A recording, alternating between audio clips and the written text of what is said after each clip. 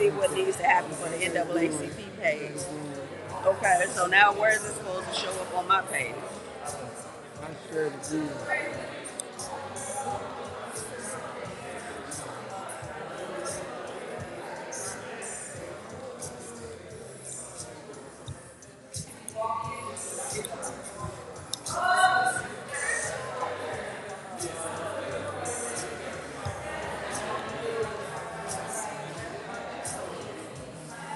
Two familiar pages.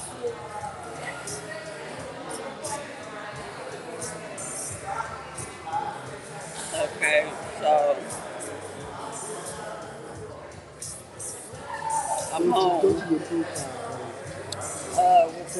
Right here. page. Yeah. This okay, that's Okay, it right so there. then I can share this. To the NAACP page. Okay, hold on. Go to page. Did you manage the page? Mm-hmm. You said share it to your story, share it to group, share it to pages story. More options. Hit the Facebook video. Go to more. Where? Scroll it down. Go to more options. Where are we talking about? Just scroll down a little. Go to more options. Here you go. Facebook. You now you go to your instead here for next with page. I do manage the page, but it's not showing up. Can you share it to a page that you manage? I managed to just see the Japanese page. Right.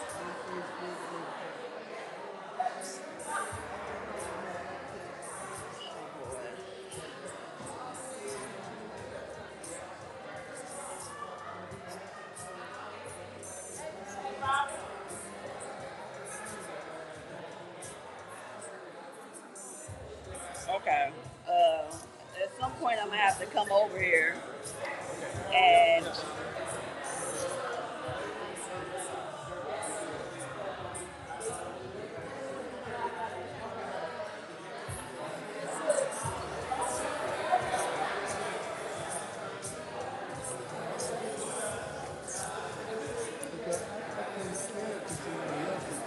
right. If I make you an editor on the page, though, what about that? If I make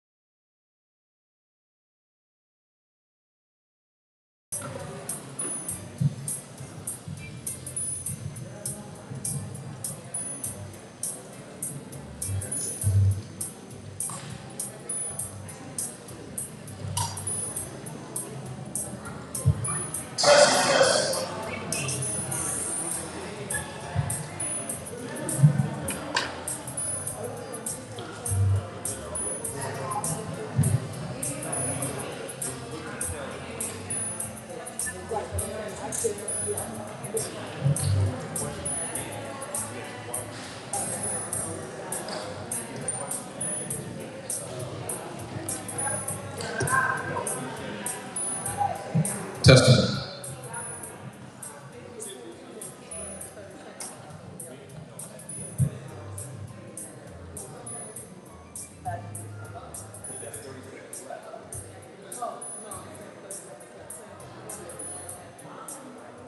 Testing 1, 2, 3.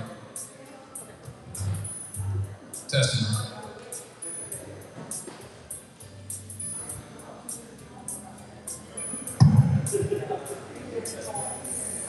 Testing.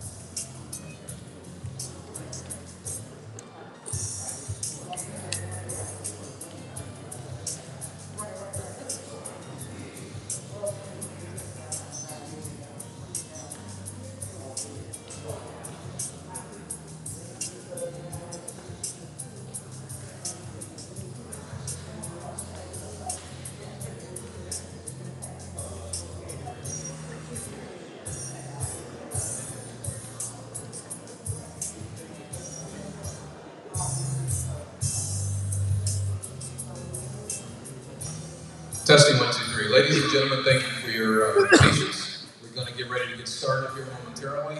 As soon as the president gets from the ladies' room, we're going to go ahead and get started and start getting the show on the road. Thank you.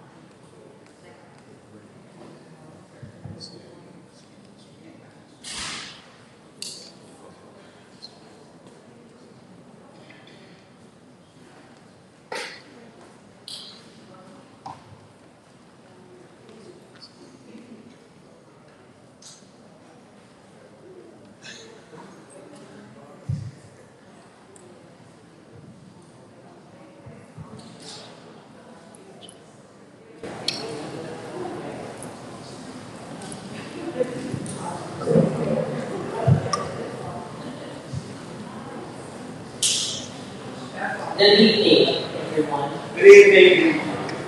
I am Dr. Orlando Brookins. I am the co-chair of the Political Social Action Committee of the East St. Louis branch of the NAACP. And I am a proud member of Sigma Gamma Rho Sorority Incorporated. And my name is Brian Black, and I am the moderator for this evening, and I am a proud member of the Omega Psi Phi Fraternity Incorporated. We are co-facilitators, and we are happy to welcome you.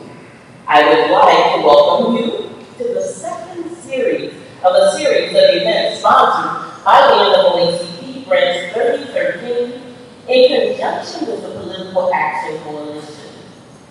We are presenting future candidates in this month, in August, and in September, preparing for the midterm elections. Our goal is to increase registration, information, and mobilization in the community. Even today, we will be having registration for membership in the NAACP. That's $40 per year. Before we begin the program, there are a few housekeeping rules we'd like to address. First, we'd like you to silence your phones, and I will follow you by doing the same.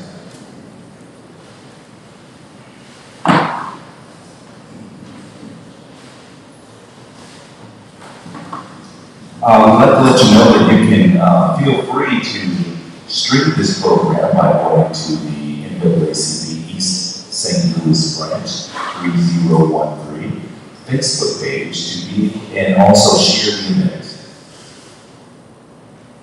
Did we find the index card for questions? Yes. In the back you will see a lovely green outfit standing up, doing the Marco pageant queen. She has some forms. If anyone has questions, please see her.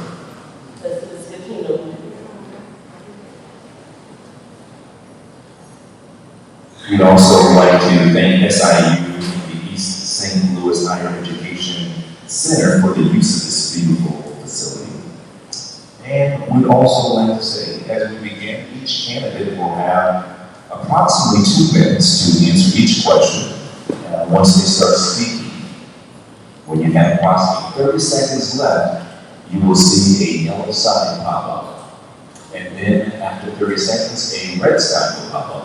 And we're asking you to curtail your comments so that we can keep the program moving. So in essence, you are definitely reminding me, when that red sign go up, what does that mean? Stop.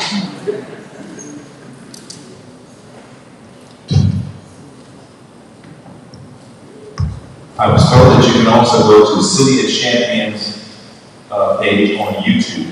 Television to be able to view and stream the show. Follow-up questions will be given at various points. We have several dignitaries in the House, and we'd like to recognize them. I believe Mr. David Moore is here, who is running for the Secretary of State position. That's correct.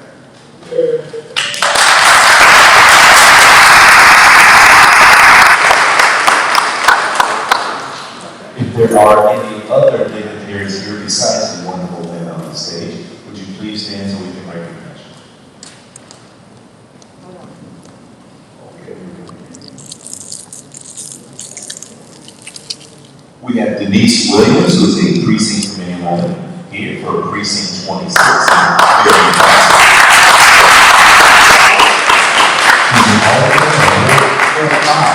Ward 5. I'm Ward 4, so I know what Ward 5 is.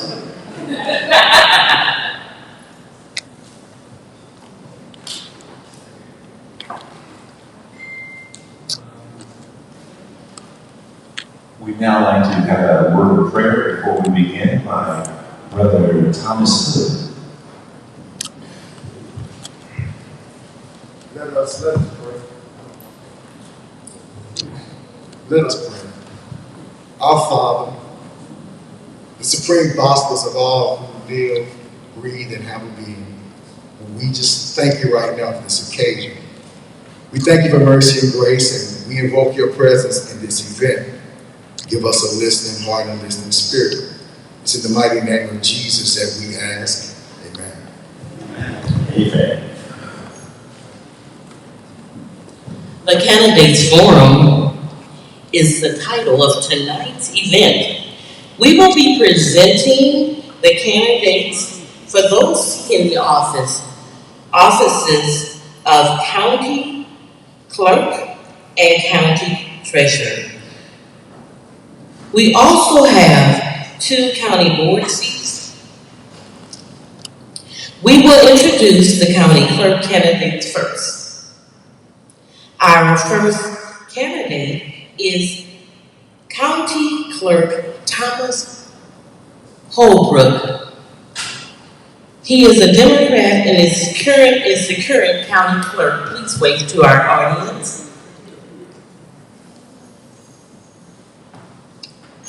He is running against David Langford. Mr. Langford, is he here? Yeah. Seeking your support for the position of treasurer are Andrew Lopinot, who is a Democrat. Did I say that right? Lopinot, who is a Democrat and the current county treasurer. He is running against Mr. David Lindquist. Did I say that right? He is the Republican candidate.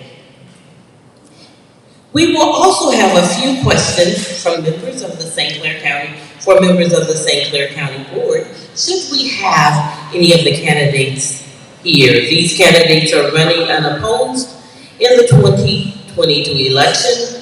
However, the NAACP and the Political Action Committee found it important for the community to place a face with a name and to ask them a few questions on their vision for the areas they serve.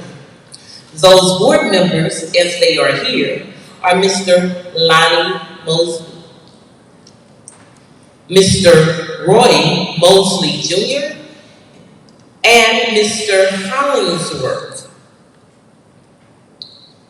Well, before we introduce the presenters, a quick explanation of the focus for the Political Action Coalition and the partnership with the NAACP, and greetings. You will hear from our dynamic president of the East St. Louis branch of 3013, and that is Mrs. Robin Carey Boyd.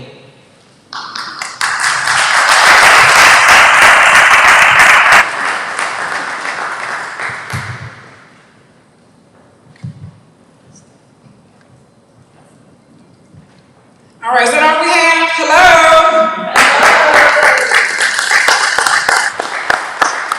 Good evening. As you know, I'm Robin Carey Boyd, and I'm the president of the National Panhellenic Council, and I'm the president of the NAACP. Today, on behalf of the 11 chapters of the NPHC and the more than 200 members of the NAACP, and the political coalition of several civic and social organizations that have voluntarily and enthusiastically joined forces to address the concerns of our citizens, I bring you greetings. We have collectively come together as nonpartisan organizations to educate, advocate, mobilize, and emphasize the power of the vote. I welcome you tonight to this forum, and I'd like to thank the candidates in advance for coming out to meet, greet, and answer questions. It is imperative that we understand who and what we are voting for. So I hope you all will enjoy and can appreciate the time this committee has devoted to pulling this forum together. I want you to stay engaged and ask questions. We are nonpartisan, and the committee has done an awesome job making sure that you leave here tonight more knowledgeable about these candidates than when you came. The committee is led by none other than Mr. George McClellan. He is over the Political Action Coalition, the coordinator of those efforts. So we're to the right. His partner in crime is Mr. Robert Betts, who is the chairperson of the Political Action Committee for the NAACP.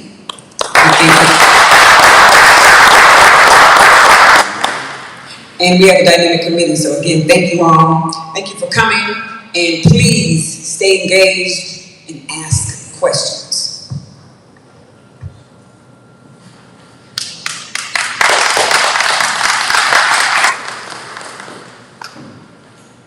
We will begin this evening discussing the office of the county treasurer. The county treasurer serves as the county's banker and is responsible for the safekeeping and prudent investing in public funds. As the lawful custodian of county funds, the treasurer has the responsibility to receive and distribute the revenue and public monies of the county.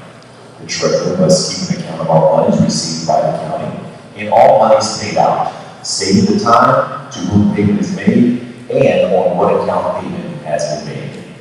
Payments must be specifically authorized by law or by the county board. The treasurer must invest and reinvest any funds that are not used within 30 days.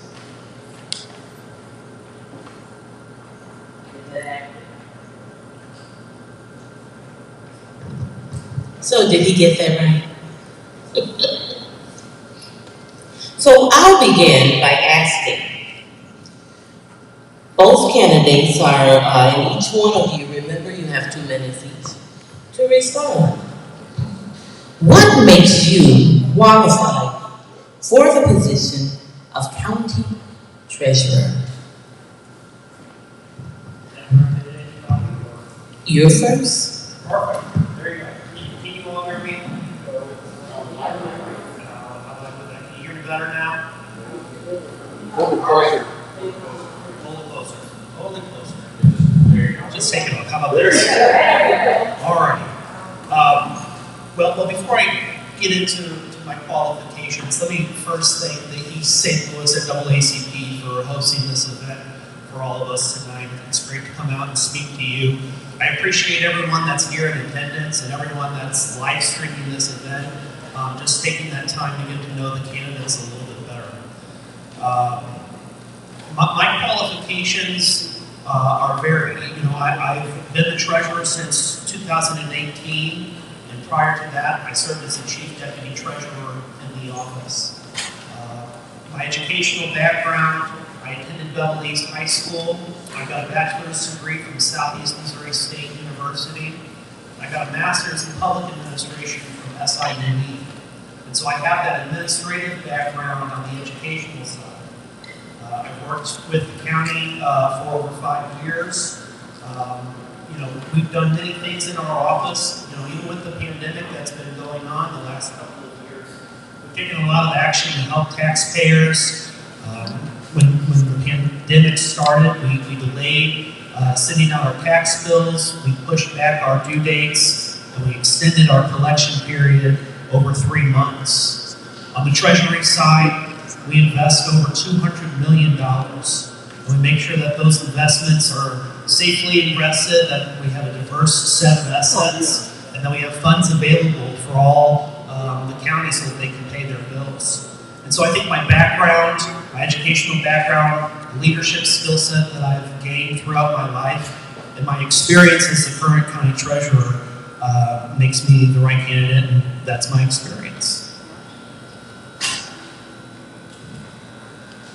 Thank you very much for hosting this event. I was honored to be invited, and I want to say thank you, thank you, thank you. This is the first event of this type that I've been attended, and I look forward to answering all your questions. On my background, I was served over 20 years in the United States Air Force. I retired in 1991. During my career, I was in law enforcement and security for my first 8 years, and then I was in finance for the final 12 years of my military career. When I got out, I went to work for American Management Association International as their senior payroll clerk. Unfortunately, they outsourced that, and my job went bye-bye. I got picked up at Nellis Air Force Base as a travel representative in finance. I rotated to DFAS Cleveland, where I served as a senior staff accountant for the Navy, Marines, and Coast Guard. Anybody that had any troubles, they would come see me. Came here, I went overseas to Youngstown Garrison. I was in charge of a division of financial management there at Youngstown Garrison, 175 Financial Management Center. And I said I was the chief supervisor and division head for that unit. I came here to Scott Air Force Base, and I was a staff accountant here and an auditor. My background education, I received my seat community college and Air Force degree in 1991, and then I received my accounting degree from American Intercontinental University here in Illinois. Thank you. We will move to the second question. Citizens are always wanting to make sure that their tax dollars are being adequately paid into the system. Some believe that there may be a tax multiplier that might be a little higher for those below 157 than it is above 157. If that's true, can you explain why there's a difference? Well, the multiplier question that you are asking is really a question for the Board of Review candidates as well as the assessor candidates. As the county treasurer, the treasurer's role, they serve as the county collector in that role. And so the county treasurer's only responsibility is to mail out the real estate tax bill and to collect those taxes and distribute them to the taxing districts. Okay. Same question to you, sir. Although it's not, that's not the purview. Andy credit, because basically what he stated is correct. We manage the finances for the county, make sure that the tax rolls go out, that the taxes are collected, and we do that in a fair manner. And we have a fiduciary responsibility to ensure that when those collections do come in, they're deposited in a timely fashion and they're invested in a wise manner.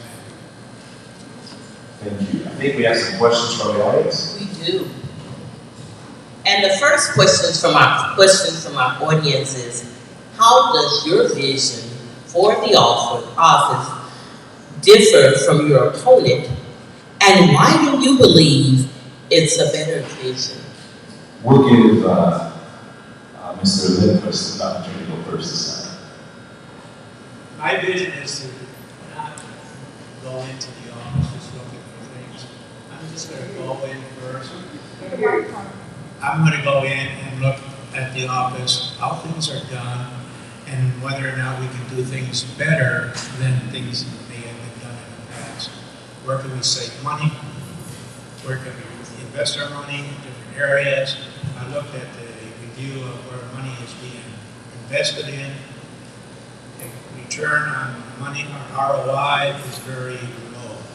I believe I can do better, get a better return on the money that we invest versus what has been happening in the past. Thank you. Same question, Jeff. Well, I just met Mr. Lindquist. And I met him one time prior. So I think to compare my vision to his, I'm afraid that I don't really know his vision besides what he just said. I can tell you in regards to our investments, our number one priority with our investments is safety. It's your tax dollars. So we're not going out, we're not investing in Apple stock or Tesla stock. We're just not allowed to do that by state statute. But what we are allowed to do by state statute is we invest in various bonds, CDs, money market accounts, and I'm really pleased that our investments have brought in over $4.6 million since I've been in office. And that's also during a time where we've been in a pandemic, and we've had interest rates near 0% as established by the feds. So I think we have a really strong, diverse portfolio, and I think the lights just went out. But I think, is that my time? No. But you know what, I would say that you know, my vision is to continue to invest our funds wisely. Thank you. How would you define risk management in relation to your responsibility and obligations as a treasurer? Well, risk management is, you know, again, like I said in the previous question, I'm investing your tax dollars that go to the St. Clair County government. So I need to be following what's called the prudent person rule.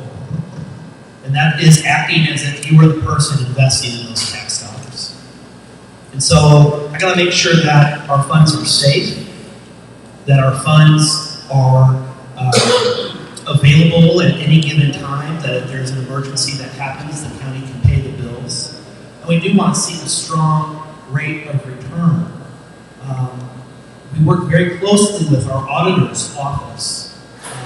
We have obviously there's a county auditor and there's an external auditor. And we meet with them regularly to make sure that we are minimizing risk and that we are following new practices and making sure that we're investing wisely, not just the county's funds, but it's the county collector. When we collect property taxes, we collect over $400 million.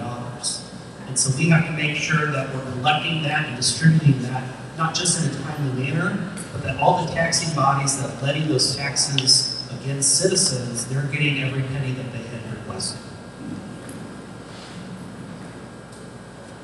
Yes, as the county treasurer, I'm responsible and have a fiduciary responsibility to ensure that our funds and everything are invested wisely and to minimize any risk that we may have or could come about. And we can do that in several different ways. We can do that through modern technology. We can do that through efficient banking procedures, banking practices. Once we find some, I'd say, prudent areas where we can invest in, we do what we call a ladder investment, where we stagger our investments so that they mature at different times. And this way, especially now with interest rates on the rise, I don't want to go for long term, I want to go maybe for shorter term, because as the interest rates rise, we want to take advantage of that. That means more money that we can bring into the county to help with our expenses and hopefully maybe reduce taxes. Thank you.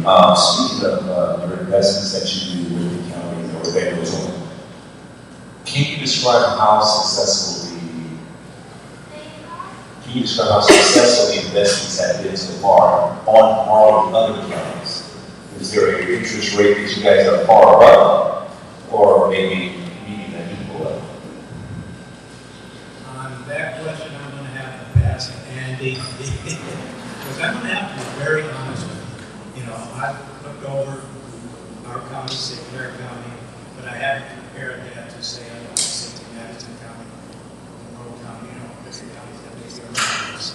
So, all I can say is I would do my best to ensure that funds are handled in a fiduciary responsibility, ensure they're deposited in a timely manner, and that they are invested wisely. I'll just talk briefly about that. I want to answer your question. Our portfolio is currently laddered at the county. We do have a laddered portfolio, and we do have an investment policy that dictates when funds come to our office, we are depositing that within 24 hours, whether that be in-house. We do have the technology in-house to make deposits, but we also obviously have a courier that goes back and forth with the bank. So we make sure when funds come in, they're getting deposited correctly. I sit on the executive board of the Illinois County Treasurers Association, and I can tell you that our funds are doing really well. We're doing really well compared to our region. I'd say we're right there with Madison County. Madison County might be edging us out a little bit, but I'll tell you that our CNI is really good.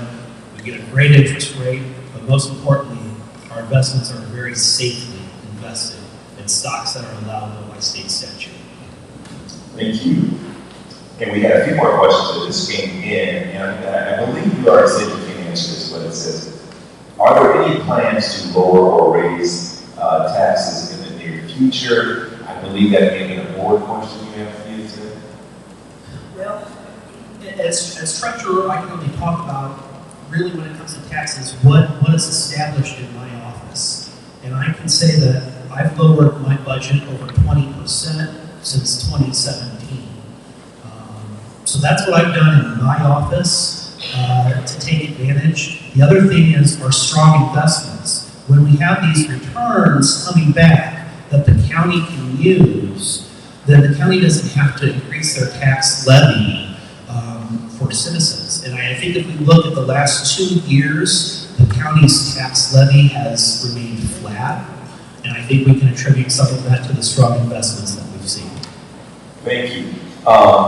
Mr. Lindquist, since you are not in that position and he's already explained what he's doing, can you perhaps address anything that you would do different if you were to secure that position?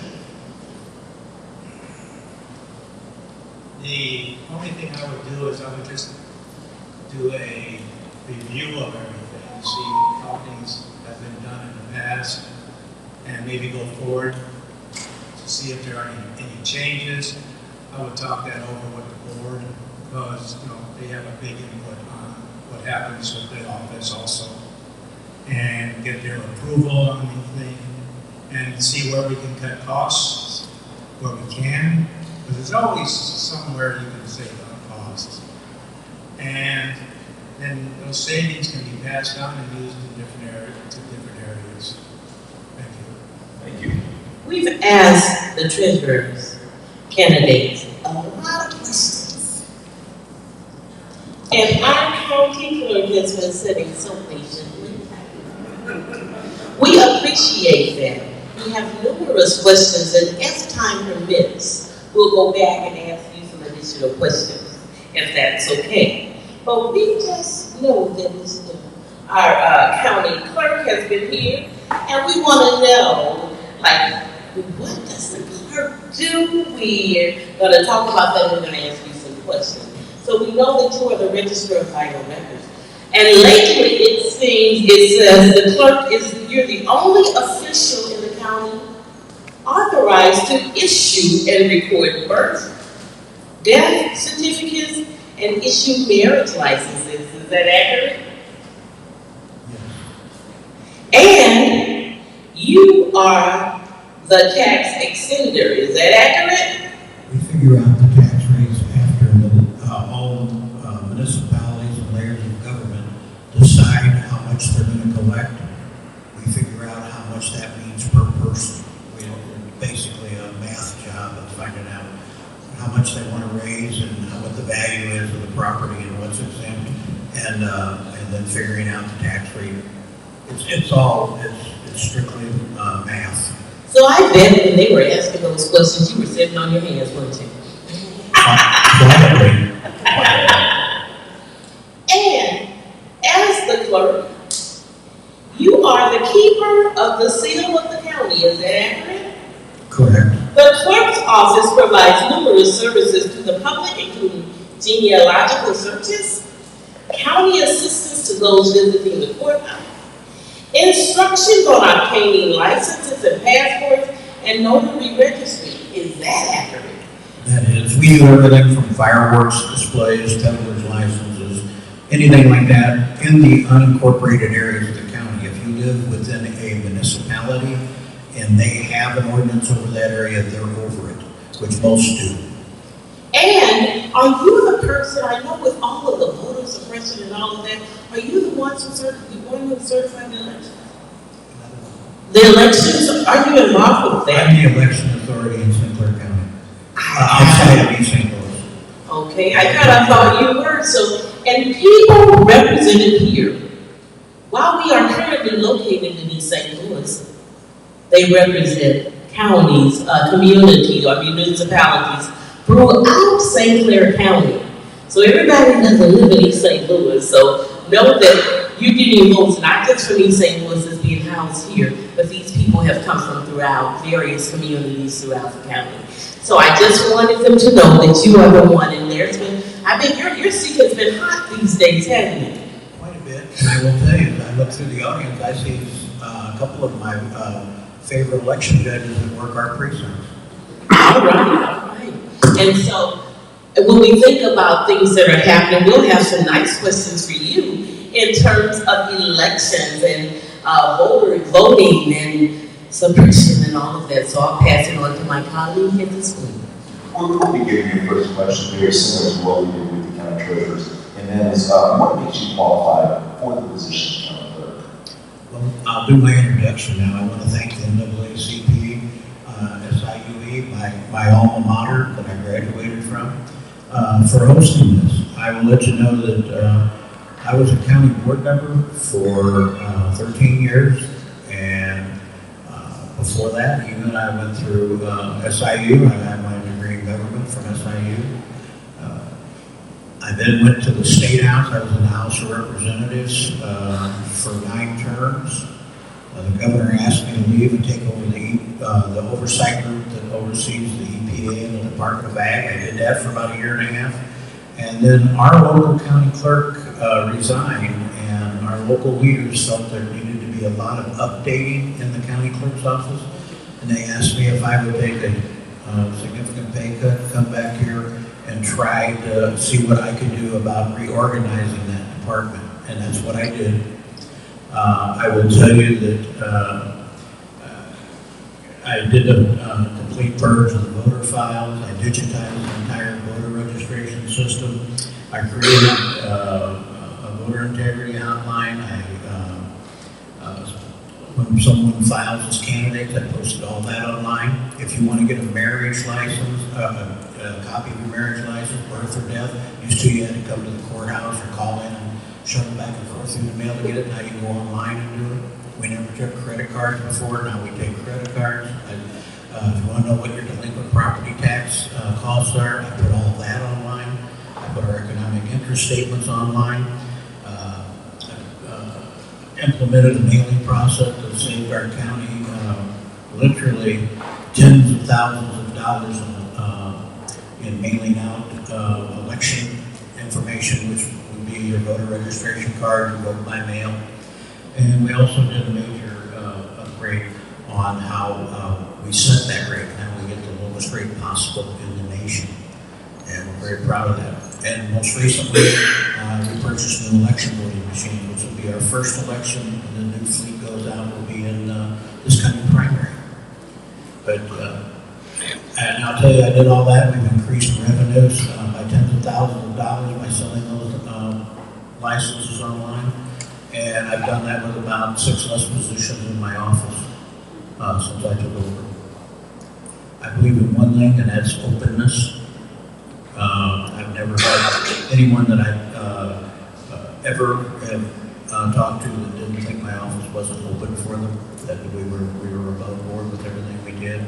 And quite honestly, I know there's always room for improvement, there's always those opportunities, and we continue to do that even on a daily basis. And I've always committed to do that. And again, thank you for hosting this candidate forum. It's my first one this year. I've done about 20 in the past of yours here at the NAACP, out at the Clyde Jordan Center before, down here. But I thank you all, and I thank all of you for coming and having that interest in how your government works. Thank you very much. I want to piggyback on one of the comments you made about the new voting machines. We know that there has been some accusations of voting machines being broken into and Wi-Fi issues. And setting up people to have a complaint against the results that actually come out. What steps are you taking to ensure that people know that you can't come to your department with irregularity and voting fraud with the new voting machine? All of our new voting machines, just like the past ones, have a paper trail for every ballot. None of them are hooked up on the internet at all. All results are tallied offline. They're done being supervised by poll watchers and bipartisan election judges. We do the same with our early voting. We have election judges at all our sites doing that. Most counties don't. And I will tell you that we have never had a complaint that we did not respond to and satisfy to the satisfaction of the person making the complaint. Every person should get to vote. Everybody. If you're eligible to vote, you should vote. And we go out of our way to make sure we even do provincial ballots so that we can sort out later to make sure if someone voted before or if there was a problem with an issue of a voter registration. We work with both the Attorney General's office, the FBI, and the state's attorney and the sheriff's department. And I set up a hotline for all of that the first day I came into office. Excellent. Thank you very much.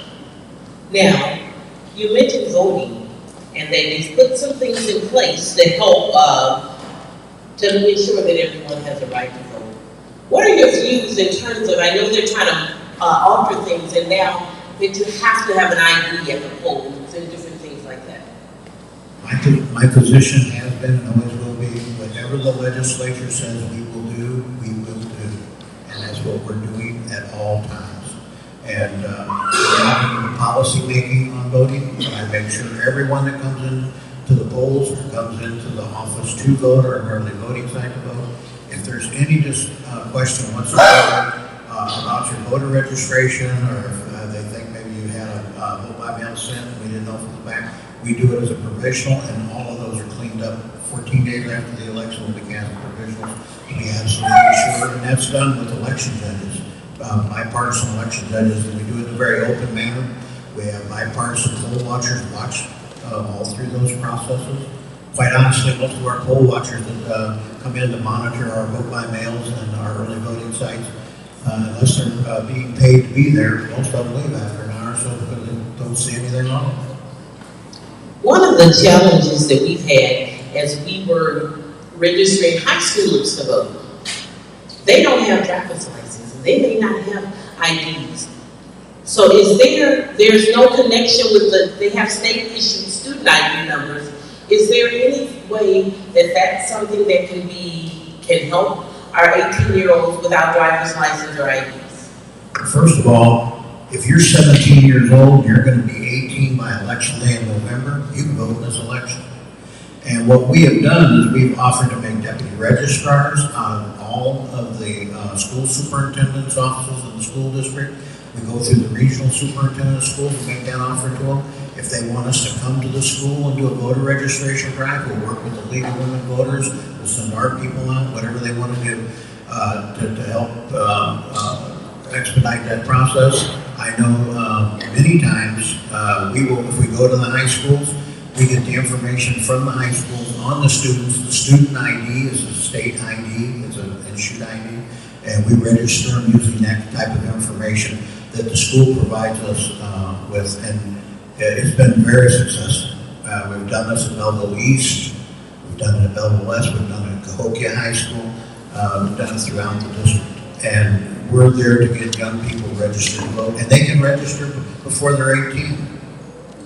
I didn't know that, but one thing, and I'm sorry, but I just want to say that I was turned away with a stack from East St. Louis High School, and I had a form on each student ID for them.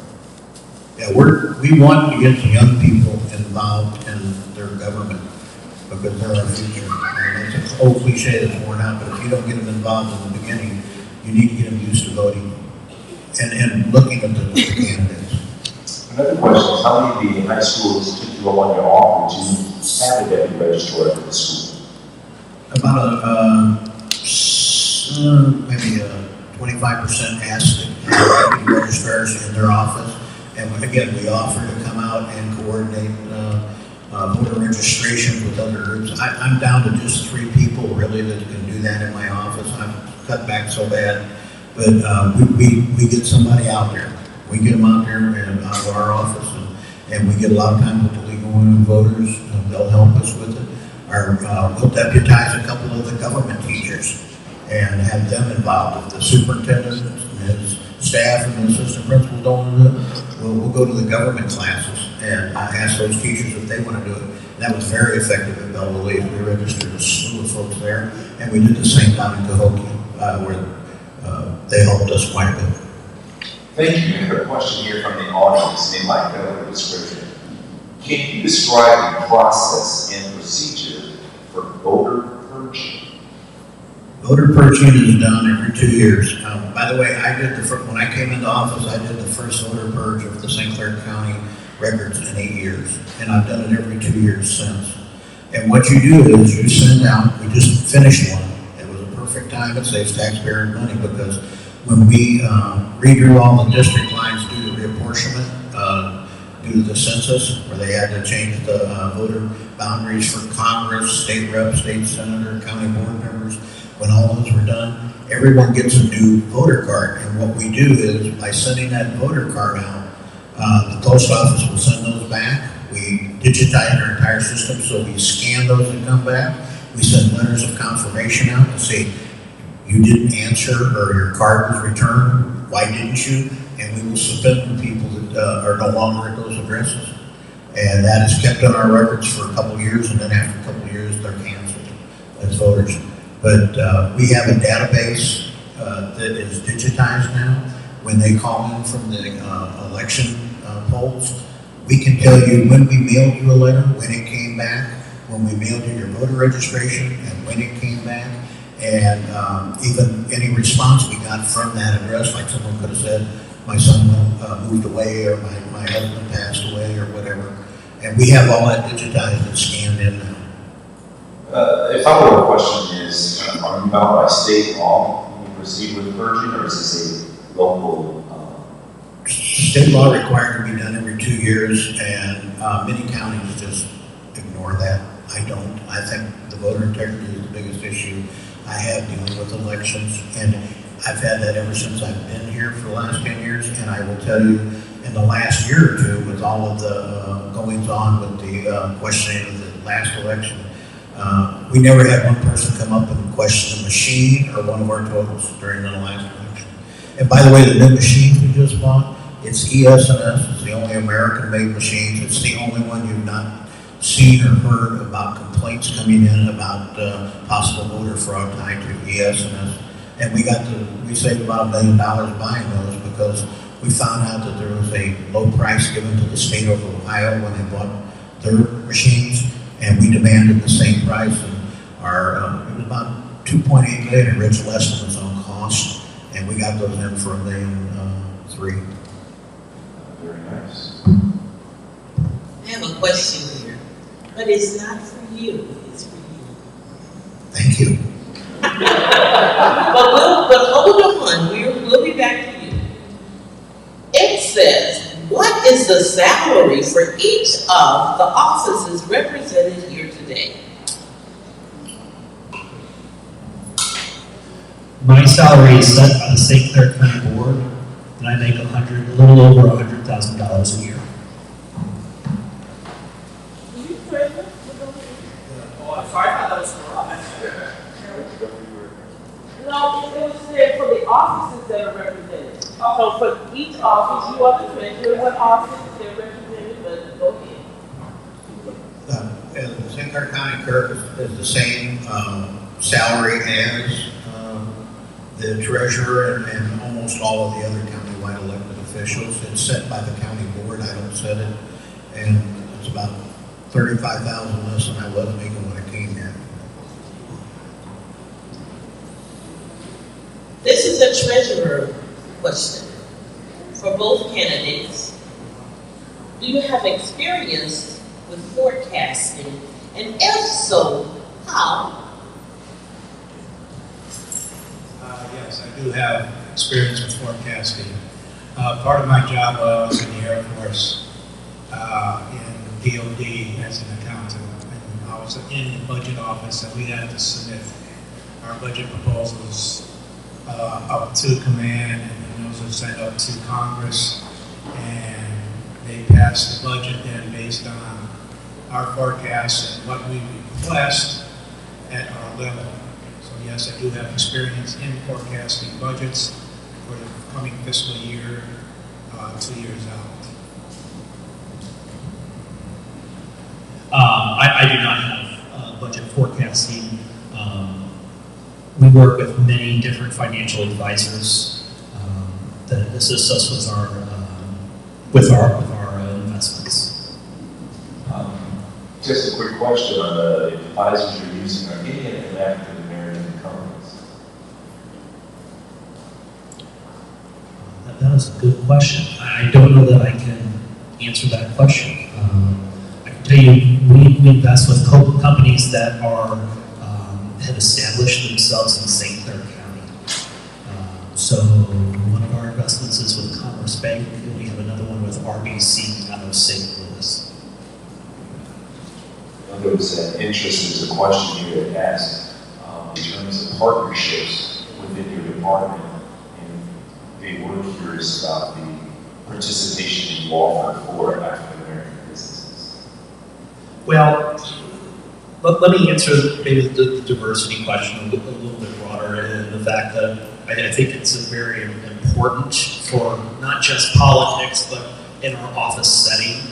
I'm pleased to say that over 50% of my staff is women of color, and we have 2 women in our office that are both bilingual, which has been very advantageous for us.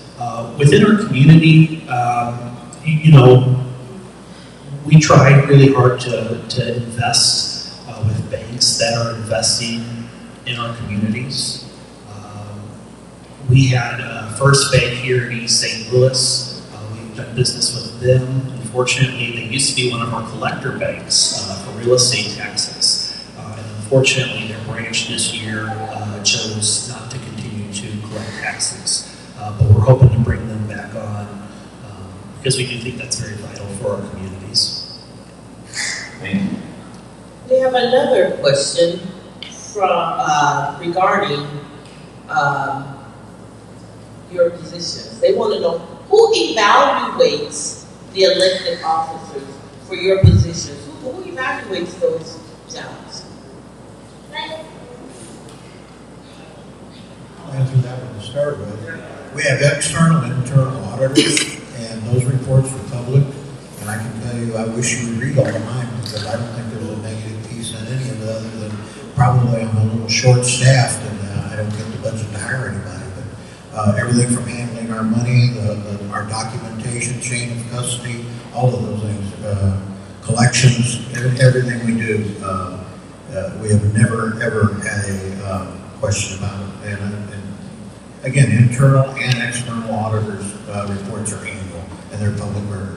So that's how your job sort of evaluated? Well, the real evaluation is on election day. You think you did your job, and whether or not you get elected. You're my boss. And I'll just, add on to that yes, we report to the internal auditor as well as the external auditor.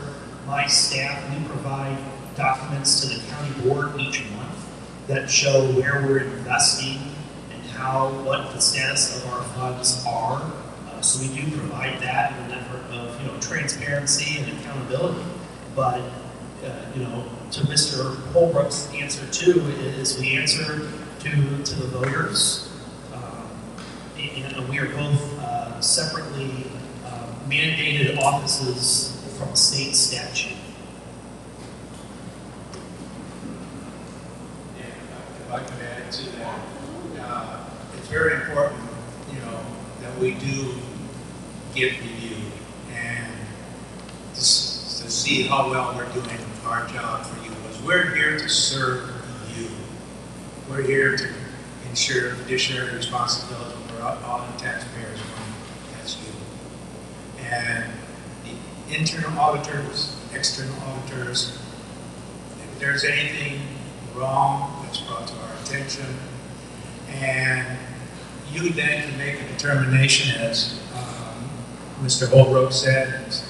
Andy Lopino has said.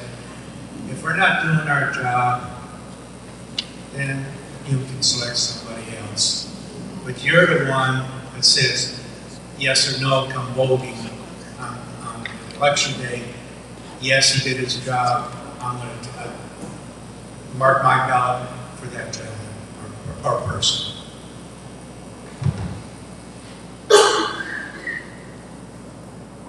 While she's looking at that, I'm going to go ahead and take it back to you, Mr. Holbrook. It seems nice to know that you want as many people to vote as possible.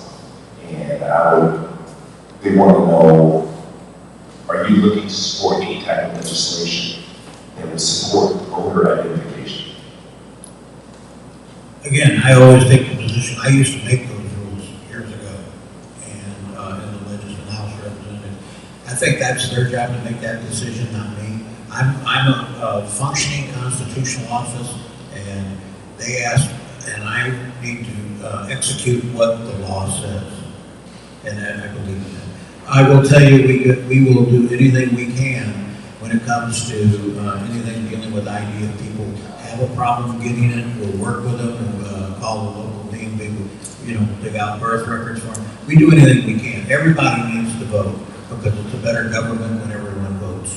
Are you able to speak to the voter fraud percentage in our county? It's nearly non-existent. There's been a couple cases. We've had some people with dementia. But I will tell you that anything, I'll give you a perfect example. Last election, the presidential election, we had a gentleman go on Facebook and said he took his daughter and his wife to the polls. His daughter was 16, 17 years old, and they all voted. That was forwarded to our office as a complaint about an hour after it was posted, and before 5 o'clock that day, that man was in custody, or being interviewed by investigators from the state's attorney's office, and it turned out to be a hoax. He was just trying to stir up problems and inflame some issues with some folks that followed his Facebook. But we follow up on that, and we're part of what's called the ERIC system. It's the interstate system of tracking voters who have voted through Social Security and driver's licenses. And anytime we get those, we follow up on every case and turn them over to either the Attorney General's office, Kwame's office, or we turn them to the FBI. The FBI has been in my office many a time, and we literally give them a room back there to work in, to examine our records. And I can tell you that they've never had a problem with anything we've done in the last 10 years. I think it's excellent. I had a alderman actually address how often you're doing audits to make sure that as they said, well, if we're not checking to see if there's any voter fraud, then how do we know there's no voter fraud? How would you respond to that person? The people that vote in every state and are reported either through the last digits of their Social Security number, the dates, ages, names, driver's license numbers, and those are tracked. We get more than several, we get dozens every year where other states are wanting to know who voted and why. And it comes through Jesse White's office, Secretary of State, and the State Board of Elections.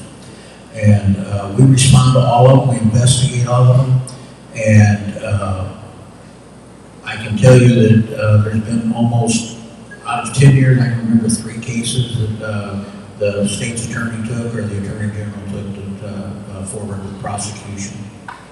So we do it all the time. It's an ongoing process.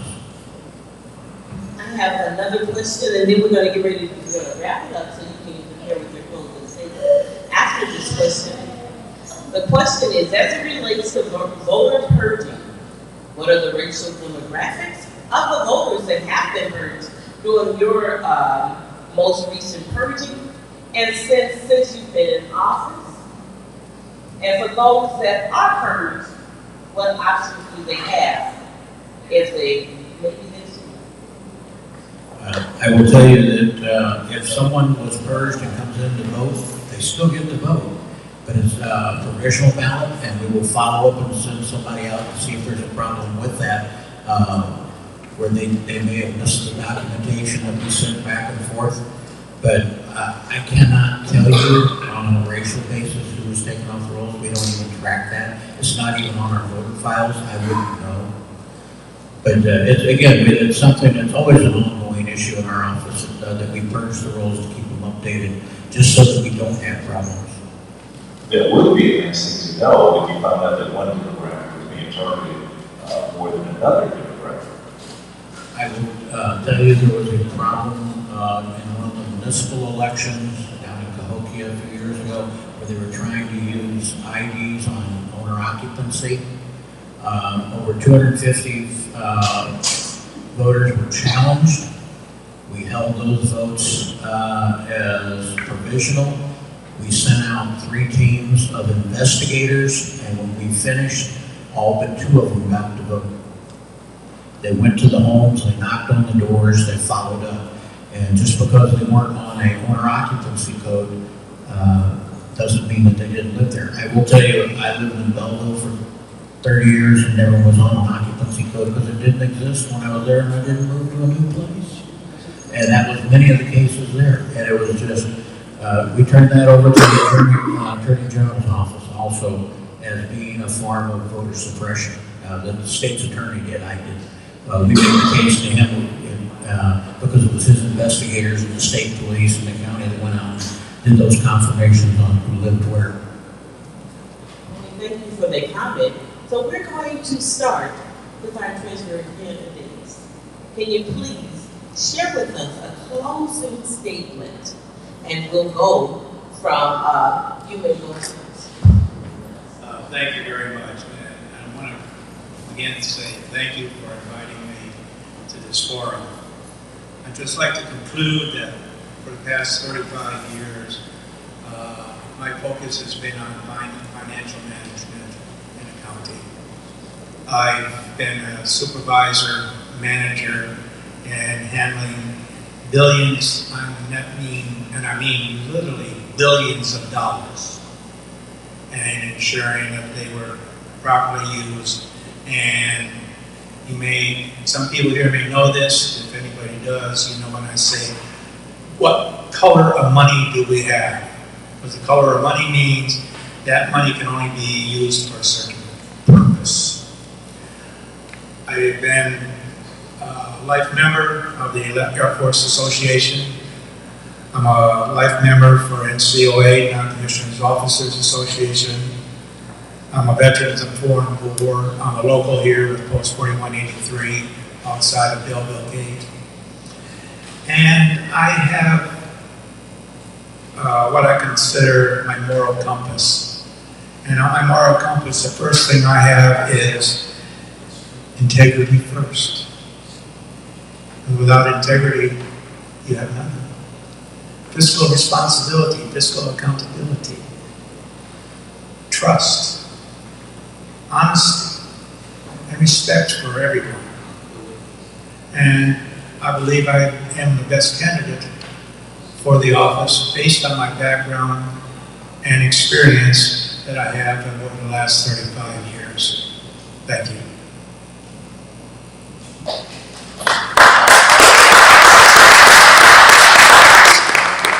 Well, let me echo everyone's sentiments up here, and thank you all again for coming out tonight. In closing, many folks that interact with my office, they're coming to pay their real estate tax bill or their mobile home tax bill. And my staff works hard so that we can provide you as many options to pay. We've updated the methods that people can pay their taxes. As I talked a little bit on the Treasury side, we provide those financial reports to the county board on a monthly basis. So we really try to be as customer service focused, as transparent, and as accountable as possible. When you come to my office, I want to be able to make the process easy for you, and I want to be able that your questions are getting answered. And that's the main goal. I've been in the office since 2018 as treasurer. I've got an administrative background that precedes that.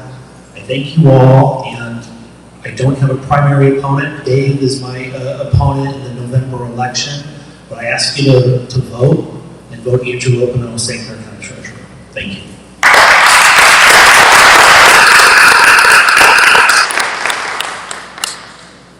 Well, I want to thank again the NAACP, SIUE office for making this facility possible and putting this program together. I've been to dozens of candidate forums. This is always one of the nicest and best organized. I think I've done a good job in the office that I came in, and I think I've got it up into the 21st century now.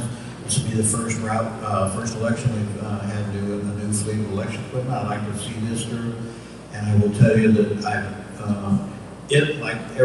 putting in new equipment in or putting in the new systems, it's always done to be customer friendly. It's always to be for the voter friendly. It's always to be for the constituent to be friendly to handle it. And the day my office doesn't do that is the day I won't be there. Thank you. I no opposition in the primary. My opponent is not here tonight, but I'm sure we'll have more opportunities to talk on any issues involving my office. But thank you again. Thank you. Also, since we have a little time left, let's hear a few minutes from our Secretary of State candidate who's in the House. We'll give you 2 minutes, if you don't mind, Mr. Moore.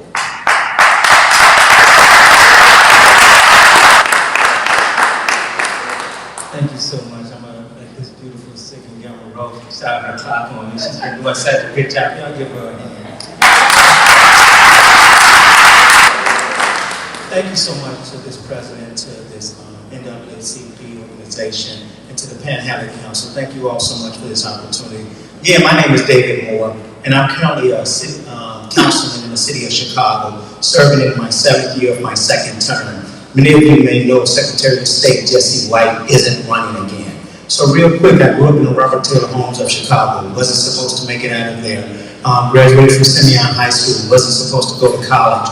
Went to Western Illinois University. Got a dual degree in accounting and operations management. Spent 10 years in the private sector as an accountant, working for Boston Polina Company, then the Clorox Company and Avery Dennison Corporation. Then I went on to the Chicago Housing Authority as the development manager before going to board of review of tax appeals. And then I eventually ran for alderman of the 17th ward, the community I grew up in, against the establishment, no money, just so I can just serve people. I tell people there are 2 people I keep my eyes on. Anybody saying they want to be a preacher, and anybody saying they want to be an elected official. It's not something you run to, it's something you run from. It's a calling of my life. And so I've accepted that calling. And so the Secretary of State's office, you hear me talk about the service of the Secretary of State, the business of the Secretary of State, and the responsibility. It's important, you all, that this seat do not go back to being a political seat. It has to remain a servant seat. We often hear about just driver services, Secretary of State, 20 departments, 4,000 jobs. And then from the standpoint of the business, I want to make sure as my accountant, I'm using that fiscal responsibility, keeping those fees low and keeping those lines short. As the state librarian, I want to make sure East St. Louis and the metro city area and St. Clair County are getting those resources and grant money for their libraries to not only build new libraries, but get those resources in there like broadband access. And from the responsibility of Secretary of State, I'm the first one in this race that say I'm going to create 122 youth engagement offices, giving our interns, young people, full-time internships all year round so that they can learn civic responsibility and get them on a voting roll quick. Right now, when they turn 16, they get a driver's license. On their 18th birthday, they get a birthday card from me saying they're registered, automatically registered to vote, giving them an opt-out option instead of an opt-in option. So Illinois does not deserve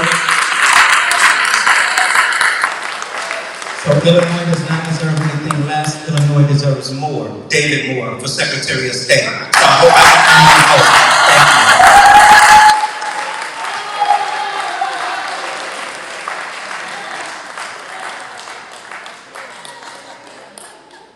So we thank you, all of our candidates, for coming to the Candidates Forum.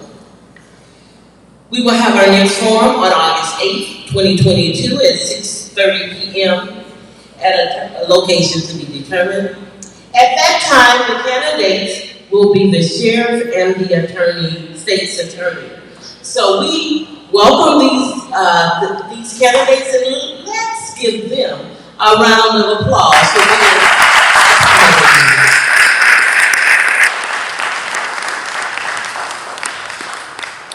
We'd like to remind you that the forum is directly in step with the goals and objectives of the Political Action Coalition and NAACP.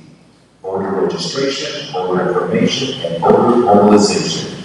These are the key elements for attacking the 2022 election. It is important to be informed, and it is important to be a well-educated voter. We hope tonight's candidates forum inform and empower all of you. Thank you for coming out, and we appreciate your attendance.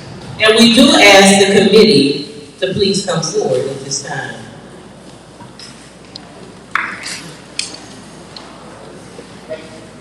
Thank you, gentlemen.